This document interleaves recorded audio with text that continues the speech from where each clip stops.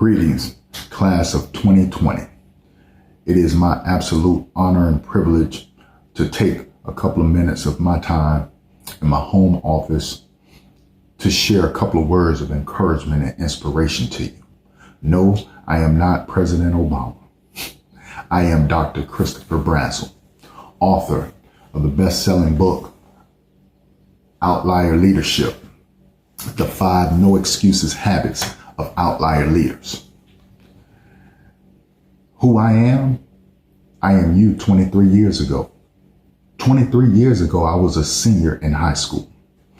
Although I did not share the same experiences that you are experiencing now, because believe you me, your senior year is not supposed to be like this, but it's something beyond our control. But what we can do is we can either dwell in this moment and we can be stuck in this moment and we can never come out of this moment, or we can push forward. And when we push forward, we understand that life will go on and there's something greater that can happen with our lives if we move on. See, many people, they just go through life and they just going through the motions.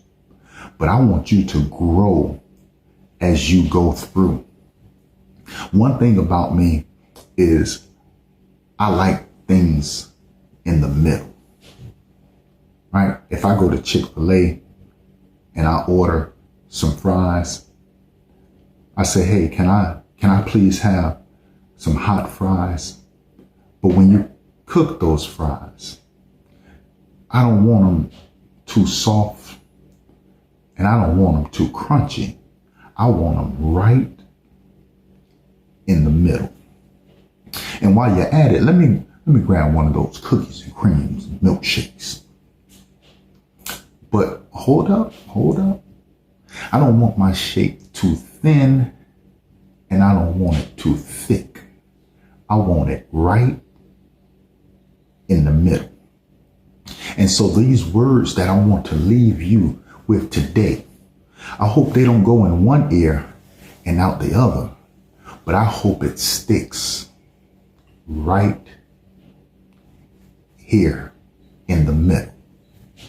And so there's 3 things that I want you to take with you. And when you take these 3 things with you, I guarantee you that you're going to become the best version of you that you can be. Number 1 is I am. Whatever you say after I am, you are.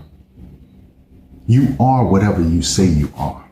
You are whatever he says you are. Words are powerful. There used to be a saying when I was growing up, sticks and stones may break my bones, but words will never hurt. Well, that's not necessarily true, because words are powerful.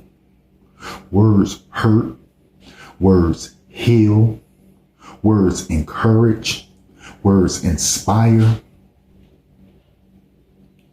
So make sure that whatever your I am statement is, make sure it is so powerful that you believe it. If you say that I am a doctor, then you are a doctor. If you say you are a lawyer, you are a lawyer. If you say you're going to the NBA or the NFL, then you're going to the NBA or the NFL. Now, you may be saying, wait, hold up, doc. Not everybody will make it. You're absolutely right. Most of you will go pro in something other than sports. But what separates you from others is the word great. So when you use your I am statement, make sure you add a little flavor, a little seasoning to it, and say, I will be the greatest. I will be the greatest engineer. I will be the greatest police officer. I will be the greatest at whatever it is that I do. Step 2 is you have to believe. See, it's not enough just to say it. You have to believe in your mind and in your heart without a shadow of a doubt that this will happen. You know, there's a very good book that talks about faith. And it talks about having faith the size of a mustard seed. It's the smallest seed there is. If you have just this amount of faith, you can look at a mountain and you can tell that mountain to move, and the mountain will move. You may be saying, well, I don't talk to mountains, number one, and I don't live by mountains, so I don't know what you're talking about.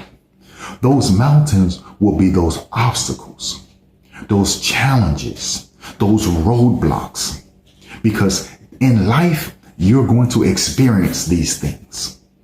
There are going to be things that come up and you're going to have to overcome them. But be proud because you are an overcomer. You were built for this.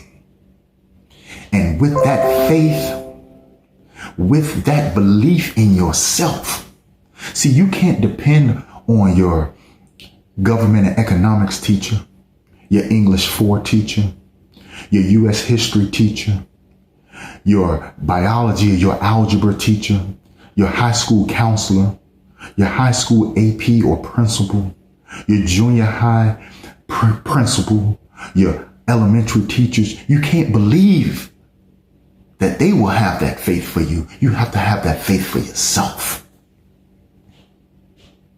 And the third and the final step is you have to put in the work. You have to put in the work.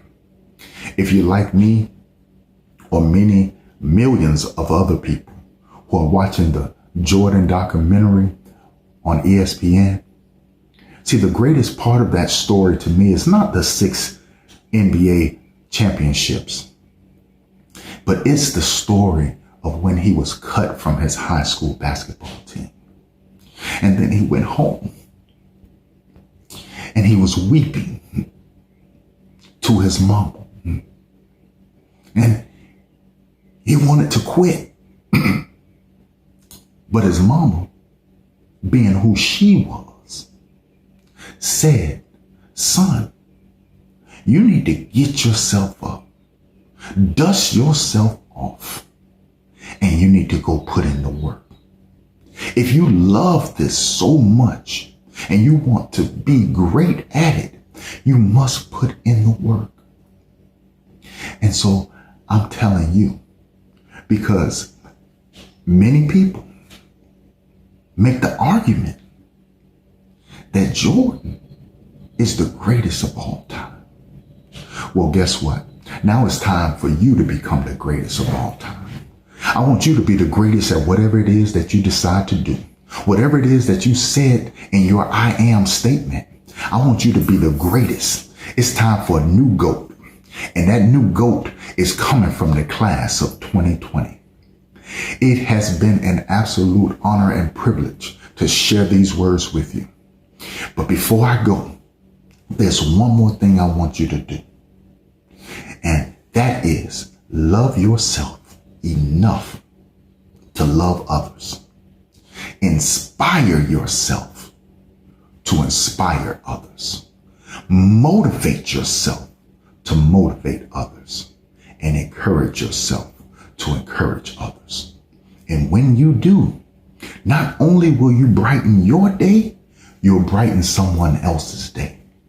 Put someone in your limelight today. I'm Dr. Brazel, and I hope and pray that you will be blessed and be a blessing. Class of 2020, I'm signing out.